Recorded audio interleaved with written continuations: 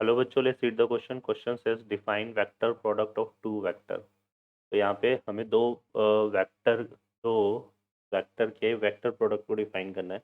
तो वो कैसे डिफाइन करेंगे बच्चों? देखो यहाँ पे इसके लिए हम देखो इसमें डेफिनेशन की बात करते हैं। तो वेक्टर प्रोडक्ट हमारे पास क्या होता है, इसके लिए हम कंसिडर कर लेते हैं let A A vector and vector are two vector then A vector cross vector is equal to होता है हमारे पास यहाँ पे magnitude of A vector magnitude of B vector sine theta into N cap, है ना।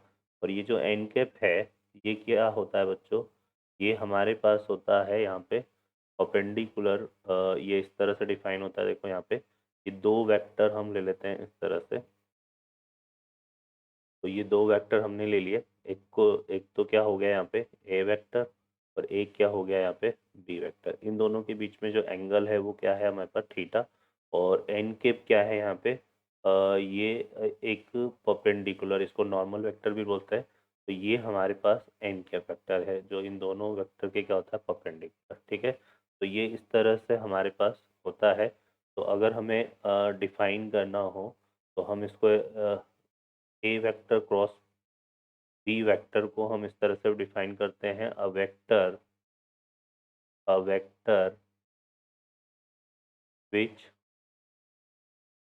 Perpendicular to both of A vector and B vector. ठीक है बच्चों। तो ये हमारे पास इस तरह से cross product of two vector define होता है। क्लियर है? तो ये हमारे पास डेफिनेशन होती है। और अगर इसका मैग्नीट्यूड निकालना हो ए वेक्टर क्रॉस बी वेक्टर का, तो ये हो जाता है हमारे पास क्या यहाँ पे magnitude of A vector magnitude of B vector sine theta. क्योंकि ये जो नॉर्मल वेक्टर है ये यूनिट वेक्टर है, यूनिट वेक्टर का मॉडुलस 1 होता है। तो ये आता है हमारे पास, इसका मॉडुलस हमारा ये बनेगा। ठीक है बच्चों। तो इस तरह से cross product of two vector को हम डिफाइन करते हैं। ओके बच्चों, I hope you understand well. Best of luck. Thank you.